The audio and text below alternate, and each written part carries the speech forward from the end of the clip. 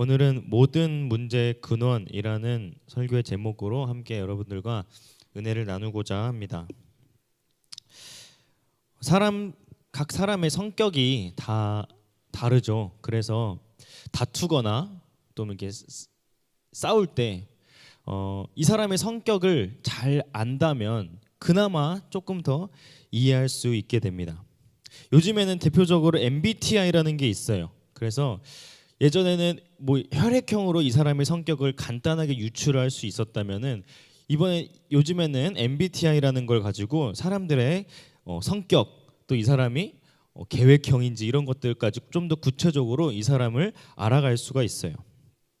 그래서 이 사람이 이 사람은 왜 이렇게 공감을 못하는 거야? 또는 이 사람은 왜 이렇게 계획적이지 못하는 거야?라고 했을 때 이 사람의 MBTI를 만약 알게 된다면 이 사람이 계획형 J가 아니어서 좀 그런가 보다 하면서 이해를 할 수 있지만, 만약에 이 사람에 대한 그런 MBTI에 대한 정보가 없다면 이 사람이 왜 이렇게 행동하는지를 알 수 없다라는 거죠. 그리고 만약에 그것을 알았다면은 이 사람이 계획형이 아니니까 내가 좀 더 이렇게 해서 도와줘야겠다라는 해결책까지도 생각할 수 있는 것이, 이 사람의 정보를 아는 것, 이 사람의 성격을 아는 것이 굉장히 중요합니다.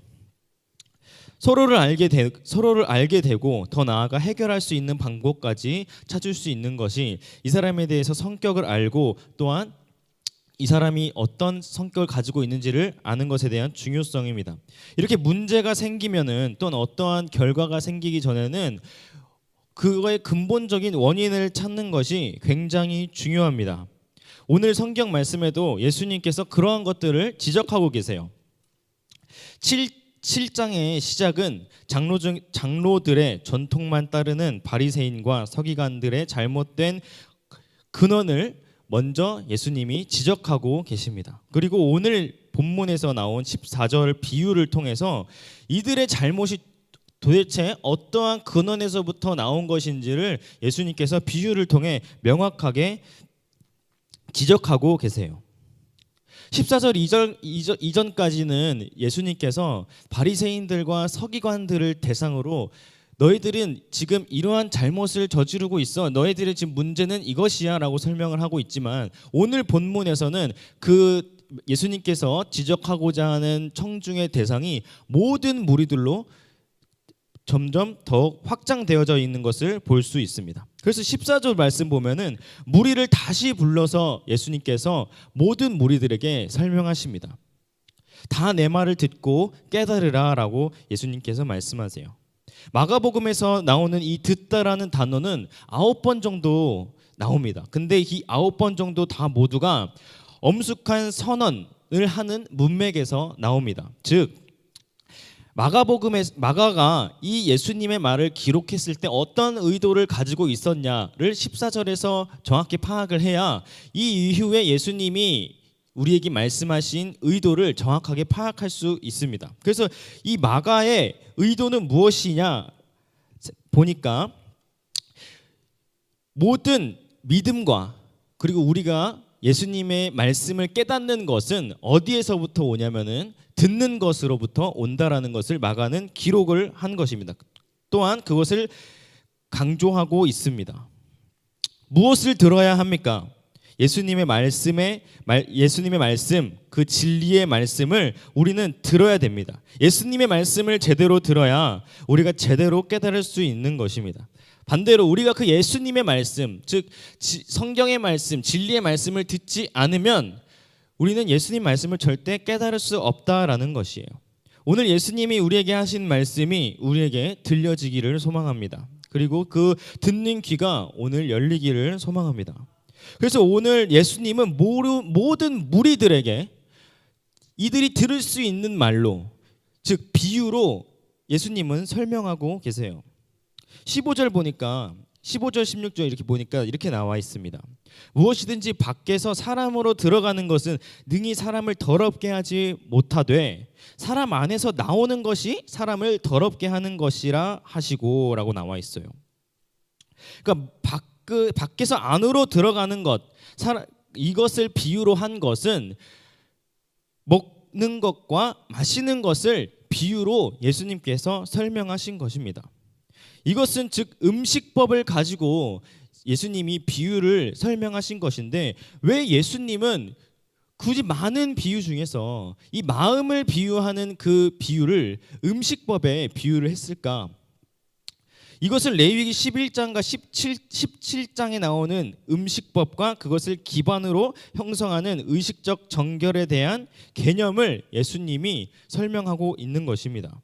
유대 문화에서 또 유대인의 정체성의 중심에 있는 것들이 음식법이었어요. 왜 음식법이었냐면은 유대인들은 하나님의 구별된 백성으로서 다른 이방인들과 대표적으로 구별될 수 있는, 즉 내가 유대인이야, 내가 하나님의 자녀야 라고 나타낼 수 있는 대표적인 증거가 바로 음식법이었어요. 내가 정결한 음식을 먹느냐 부정한 음식을 먹느냐에 따라서 이 사람은 부정하고 난 정결하기 때문에 나는 하나님의 선택된 백성이야, 이런 것들이 사회적으로 이방인과 유대인들을 구별짓는 대표적인 기준이었습니다. 결과적으로 이 유대인들은 비유대인들과 이런 음식들을 나누지도 않았고 정결한 음식을 먹기만 하고 부정한 음식을 먹지 않았어요.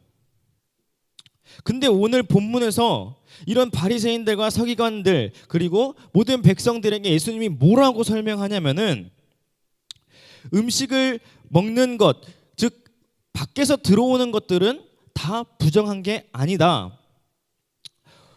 부정한 것은 사람 안에서 나오는 것이 더럽게 되는 것이다 라고 예수님이 반대의 개념을 설명한 것이에요. 그러니까 이 바리새인들과 서기관들의 기본적 개념은 무엇이냐면은 무조건 우리 몸은 무조건 깨끗해. 기본적인 전제가 그거예요. 우리 몸은 깨끗해. 그러니까 부정한 음식을 우리에게 먹으면은 그걸로 인해서 우리가 부정해지는 거야. 문둥병자를 만지면 나는 정결한데 문둥병자를 만지면 내가 그 사람의 부정을 옮기게 되는 거야 라는 이런 사고방식을 예수님이 완전히 뒤바꿔 버립니다. 그리고 15절에서 예수님이 말씀하신 것처럼 예수님은 의도적으로 그런 논란의 범위를 넓혀요. 너희가 음식을 먹어서 정결하고 부정한 것을 떠나서 더 넓게는 우리 마음의 그 문제가 더욱더 크다라는 것을 예수님이 더 넓은 개념으로 설명을 하십니다. 바리새인들은 입으로 들어가는 것이 사람들을 더럽게 할 것이라고 생각했지만 예수님께서는 오히려 반대의 선언을 하시면서 사람을 더럽게 하는 것이 음식이 아니라 마음속에 있는 죄라는 거예요. 예수님은 한 차원 높은 새로운 율법을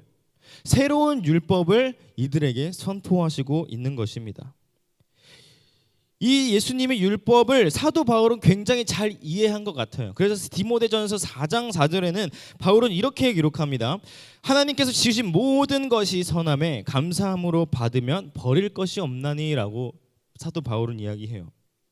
예수님의 이 말을, 이 비유를 굉장히 잘 이해한 것 같아요.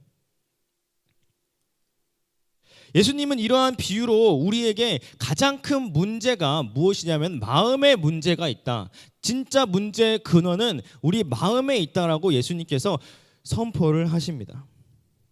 그러니까 제자들이 이 비유를 알아듣지 못하고 나중에 예수님께 와가지고 이렇게 물어봐요. 예수님, 도대체 그게 무슨 말이에요? 라고 예수님께 이야기합니다. 그러니까 예수님은 18절에 제자들에게 이렇게 얘기해요. 너희가 아직도 깨닫지 못했느냐? 여기서 말하는 너희도 아직도 깨닫지 못했느냐라는 여기서 나오는 너희도는 원래 의미는 너희조차라는 의미예요. 즉 너희들은 제자인데 이 모든 무리들이 이해하지 못한 것처럼 너희조차도 이것을 이해하지 못하고 있냐라며 이 제자들을 책망하고 있습니다. 제자들은 굉장히 무지했어요. 마가복음 6장 52절에는 이 마가는 이러한 제자들의 무지의 원인을 이렇게 설명합니다. 마가복음 6장 52절 같이 읽어보도록 하겠습니다. 시작.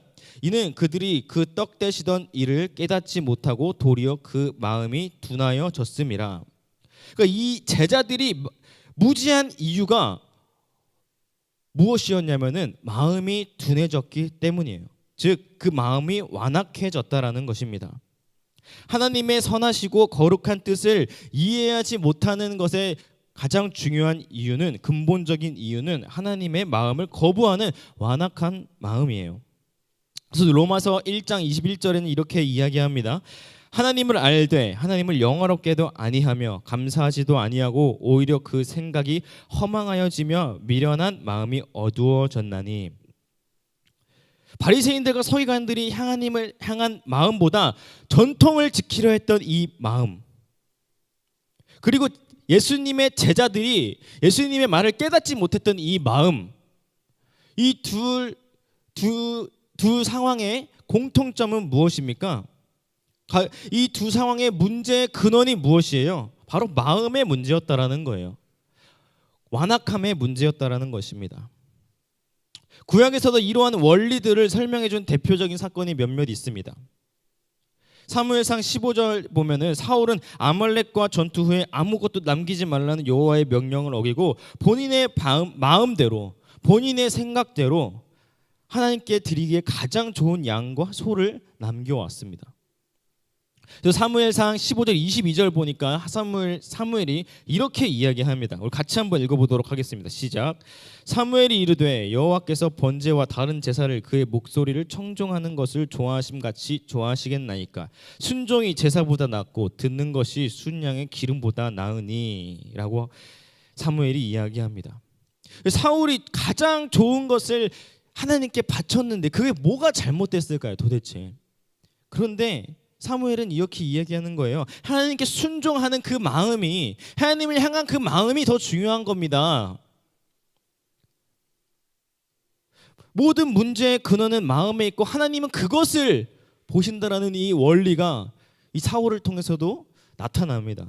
또 하나 있어요. 창세기 4장 보면은 유명합니다. 가인과 아벨의 제물을 하나님은 아벨의 제사는 받으시고 가인의 제사를 받지 않으신 것을 볼 수 있습니다.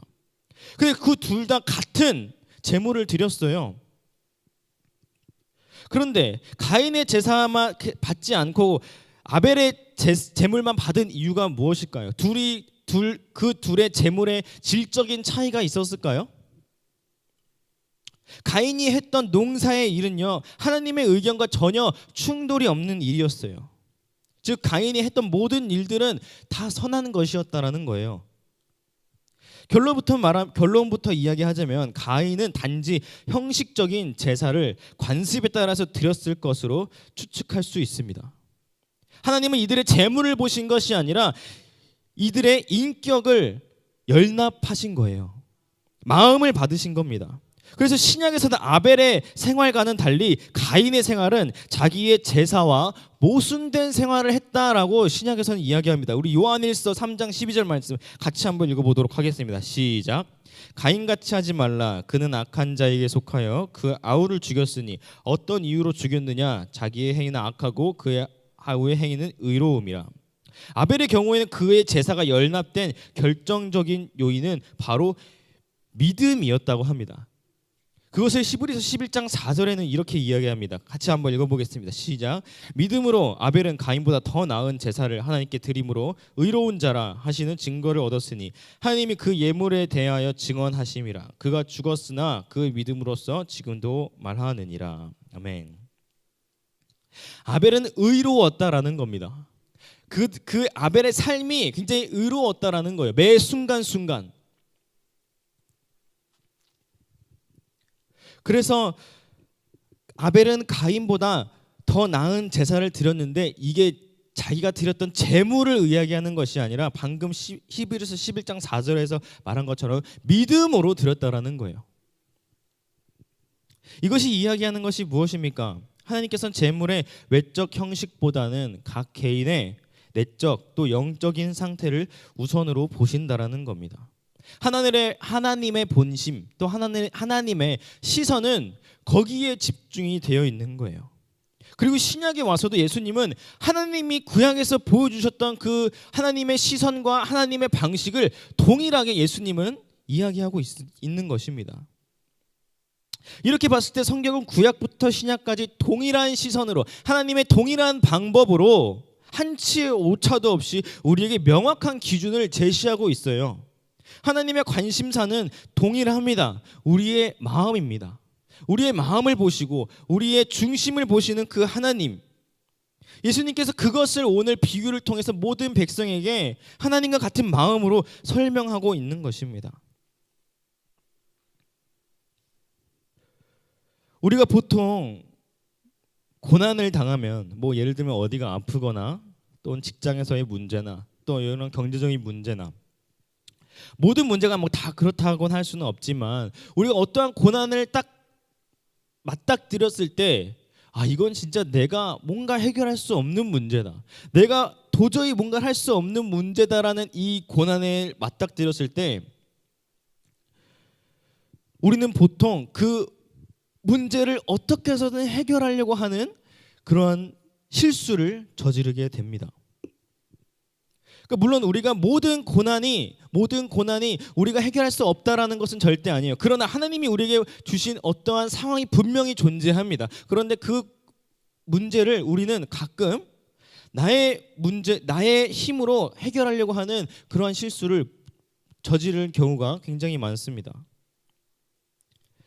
그러한 하나님이 우리에게 주신 고난의 문제는 근원은 어디에서 그럼 찾아야 할까요? 이 원리를 오늘 예수님께서 우리에게 말씀해 주신 이 원리를 봤을 때 우리의 마음의 문제인지 하나님과의 어떠한 관계에 대한 문제인지를 먼저 봐야 한다라는 것이에요. 모든 그 원리는 같습니다. 답은 어디에 있습니까? 우리의 고난에 대한 답은 어디에 있습니까? 우리의 능력에 있습니까? 전혀 아닙니다. 그것은 하나님께 있는 것이에요. 우리는 그것을 기억해야 합니다. 우리는 모든 문제의 근원을 가지고 있는 존재예요. 우리 존재 자체가 문제예요. 그러나 그 답은 하나님께 있습니다. 그 근거가 무엇이에요? 우리는 죄인된 몸으로서 문제의 근원 투성이지만 답은 하나님께 있고 그 하나님께 나아간다면은 그 문제의 답을 찾을 수 있어요. 그 근거는 무엇이냐면은 예수님은 우리를 대신해서 십자가에 못 박혀 죽으셨기 때문이에요. 그래서 우리를 구원해 주신 그것이 바로 근거입니다. 우리는 죄로 인해서 부패된 자들이죠. 그러나 하나님은 공의로우신 분이기에 죄를 진노하실 수밖에 없어요. 그런데 우리는 죄인이에요. 그럼 이 3단 논법으로 봤을 때 하나님은 공의로워서 죄를 싫어하시고 우리는 죄인이다. 그러면 마지막 결론이 어떻게 되는 거예요? 하나님은 우리를 진노하신다라는 거예요. 하나님은 우리를 진노하실 수밖에 없는 이 논리가 성립이 되는 겁니다. 맞아요. 하나님은 우리를 진노하실 수밖에 없어요. 왜? 우리는 죄인이고 하나님은 그 죄를 정말로 싫어하시기 때문에 절대 봐주는 거 없습니다.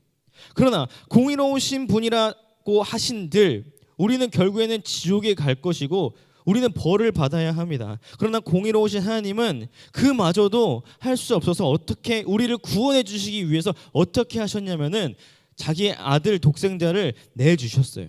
그래서 우리 문제의 근원을 자기 아들을 내주면서 해결해 주셨어요. 하나님의 공의는 이런 것입니다. 이 원리는 똑같아요. 우리의 마음에 있는 문제에 대한 답을 찾는 것은 하나님을 찾아야 되는 것입니다. 하나님께 답이 있는 것입니다.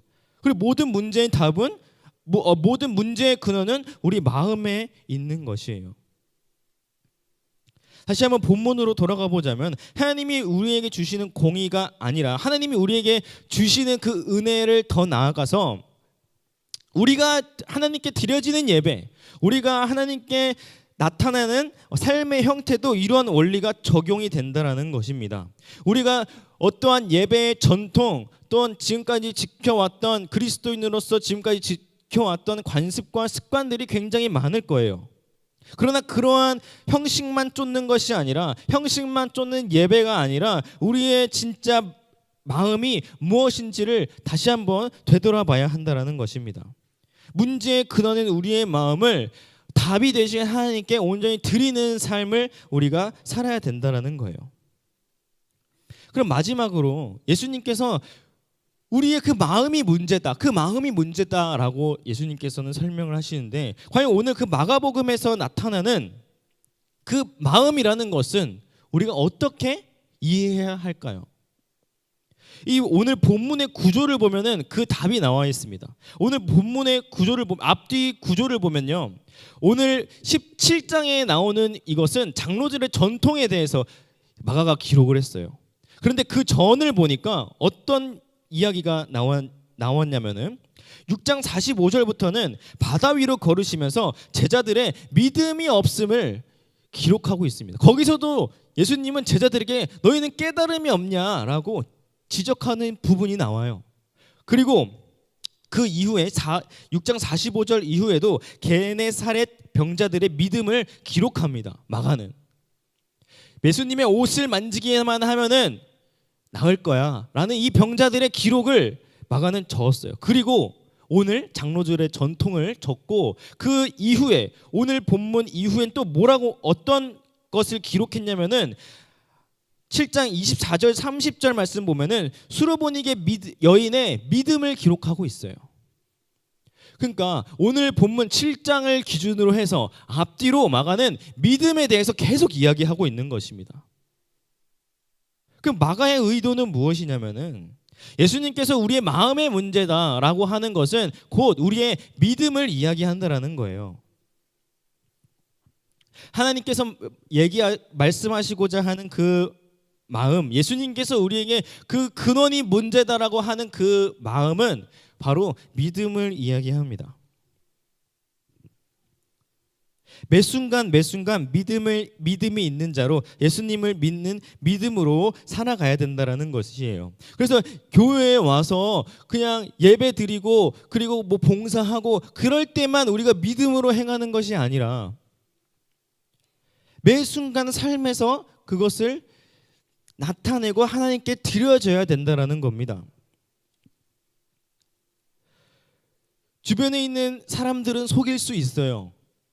나 자신도 속일 수는 있습니다. 믿음이 있는 것처럼 또 그런 마음이 있는 것처럼. 그러나 우리는 절대 하나님을 속일 수는 없습니다. 예수님이 지적한 그 문제는 무엇이냐면 바로 우리의 마음, 하나님과의 관계, 이것을 이야기하는 것입니다. 예수님께서 오늘 본문 이전에도 이사야의 말씀을 언급하시면서 이 예수님께서 우리에게 말씀해 주신 이 마음은 믿음 그리고 곧 하나님을 향한 의지를 이야기하고 있습니다. 만약에 그 믿음이 사라지면 그 의지가 사라지면은 곧 어떻게 되는 것이냐면은 하나님과의 관계가 끊어지는 것이에요. 하나님과의 관계가 멀어지게 되는 것입니다. 하나님과의 관계가 멀어지면 결국에는 우리는 그것이 바로 죄라는 것이에요. 죄는 무엇이냐면은 하나님과의 관계가 끊어지는 거예요. 단순히 우리가 세상에서 도덕적이지 않은 행동을 저질렀어. 세상의 기준에 봤을 때 지금까지 그리스도인의 기준으로 봤을 때 세상의 도덕을 지키지 못하고 그리스도인의 도덕을 지키지 못했어. 이게 성경에서 말하는 죄가 아니라 성경에서 말하는 진짜 죄는 무엇이냐면요. 하나님과의 관계가 끊어지는 것을 죄라고 하는 거예요. 그러니까 우리는 그러한 믿음이 사라지고 그 마음이 사라지고 의지가 사라지게 되면은 결국 하나님과의 관계가 끊어져서 그 죄를 범할 수밖에 없는 상황이 된다라는 것입니다. 다시 말하면 믿음이라는 것은 하나님과의 관계성을 이야기하는 거예요. 근데 그 관계성이 어떠한 순간에만 그 관계성이 유지되는 것이 아니라 일상생활 매 순간 계속 그 관계성은 유지가 되는 거예요. 부부도 마찬가지잖아요. 결혼할 때만 부부고 같이 밥 먹을 때만 부부가 아니잖아요. 같이 있을 때만 부부가 아니잖아요. 떨어져 있어도 각자가 어떠한 상황을 맞이하면서 일상생활을 떨어져서 살아도 그 부부라는 그 관계는 끊어지지 않습니다. 마찬가지예요. 우리의 삶도 하나님을 향한 우리의 믿음도 그 마음도 내가 하나님과 떨어져 있을 때는 그냥 세상 사람처럼 그냥 막 살다가 교회에 왔을 때는 그냥 또 교회 그리스도인처럼 또 살아가고 이런 게 아니라는 겁니다. 그런 예배는 가인의 예배처럼 가인이 하나님께 드렸던 그 예배처럼 하나님이 받지 않으신다라는 거예요. 예수님은 그것을 오늘 본문을 통해서 이야기하는 것입니다. 어떠한 전통과 어떠한 관습과 어떠한 습관에 우리의 믿음이 좌지우지되고 치우쳐지고 흔들리는 것이 아니라 우리의 마음의 그 중심이 서 있어야 된다라는 거예요. 나는 속일 수 있어도 주변 사람도 속일 수 있어도 절대 하나님은 속일 수 없습니다. 우리 자신도 잘 알 겁니다. 저는 오늘 이 말씀을 준비하면서 굉장히 두려웠어요. 솔직히 너무나도 두려웠어요. 과연 내가 이 말씀을 잘 전할 수 있을까? 너무 양심의 가책이 느껴졌어요. 사실 이것은 하나님께서 저에게 먼저 주시는 말씀이기도 했습니다. 말씀을 전하면서 교회에서 말씀도 전하고 에게 믿음의 본이 보여야 되는데 교회만 나가면 물론 제가 막 엄청 하는 건 아니지만 이 마음의 문제가 예수님께서 뭘 이야기하고 하자 하시는지를 알겠더라고요. 공감이 되고 이해가 되더라고요. 이 문 밖을 나가서면은 저의 정체성이 도대체 무엇인지 헷갈릴 때도 굉장히 많습니다. 최근에 저의 고등학교, 초등학교 때 친구들을 만났어요. 근데 그 친구들 중에서는 한 8명, 9명 정도가 매년 이렇게 만나는데 종교도 되게 다양합니다. 불교도 있어요. 엄청나게 절실한 불교 신자도 있고 또 제 친구는 또 같은 전도사예요. 그래서 그렇게 얘기를 하다 보면은 가끔 종교 논쟁을 할 때가 있습니다. 누구의 신이 맞는가? 근데 각자의 신을, 그러니까 저희는 하나님이 진리다, 성경이 진리다라고 하지만 그 친구는 불경이 진리고 석가모니가 진리고 그게 진리다라고 이렇게 이야기를 해요. 그러면 또 종교를 믿지 않은 친구들도 있어요. 교회도 안 다니고 아무것도 다니지 않는 친구가 있어요. 그 친구는 뭐라고 이야기할까요? 뭐가 진리다라고 할까요? 돈이 진리다라고 하죠. 돈이 짱이야. 돈 없으면 뭘 해? 제가 믿음이 부족한 탓인지 가끔 그런 친구들을 만나서 대화를 할 때마다 가끔 저의 정체성도 헷갈려요. 저 불교 다니는 친구가 얘기하는 것도 뭔가 맞는 것 같기도 하고 이 친구가 얘기하는 그 세상 사람이 얘기하는 것도 뭔가 맞는 것 같기도 하고 그러니까 이게 거기에 마음이 흔들린다라기보다는 공감이 된다라는 거예요. 이 세상은 돈이 없으면 힘든 세상이 이해가 된다라는 거예요. 그리고 저 불교를 너무나도 열심히 다니는 친구 그 친구의 이야기도 뭔가 공감이 된다라는 거예요. 그 친구는 뭔가 자기가 깨달아야 될 때 우리는 아까 처음에 이야기했던 것처럼 우리는 예수님의 진리의 말씀을 깨닫기 위해서는 어떻게 해야 된다고 했어요? 들어야 된다고 했잖아요. 그럼 그 친구는 깨닫기 위해서는 뭘 하냐? 108배를 하는 거예요. 실제로 108배를 자기는 너무나도 많이 해봤대요. 108배 힘들지 않냐고 하니까 한 15분이면 금방 끝난대요. 그러면은 그 깨닫는 게 15분이면은 깨닫는 거예요. 그러면은 제가 그래서 그 친구한테 한번 이렇게 질문을 해봤어요. 너는 부처를 따라간다면 너도 벽 보고 무건수행하고 그렇게 해야 되는 거 아니냐라고 질문을 던졌는데 우리는 인간이 그렇게 부처의 모습을 따라갈 수 없다고 이야기를 하더라고요. 단순히 그냥 부처가 했던 108배를 그냥 함으로써 그냥 그 마음을 수양하고 그냥 그 마음을 깨닫는 것뿐이라고 하더라고요. 그래서 제가 그때 뭔가 깨달은 게 무엇이냐면은 우리 그리스도인들은 예수님을 따라간다고는 하는데 예수님을 따라가고 예수님을 제자로서 예수님이 어떻게 살아갔는지도 우리는 성경으로 보고 그 길을 따라가는데 그 불교에 있는 신자들처럼 뭔가 행동을 하고 108배를 하고 몸에 그런 육적인 훈련을 하지도 않는데 우리는 성경을 보고 믿기만 하면 되는데 왜 이렇게 우리는 이것을 믿는 것이 왜 이렇게 힘들까? 라는 생각이 들더라고요.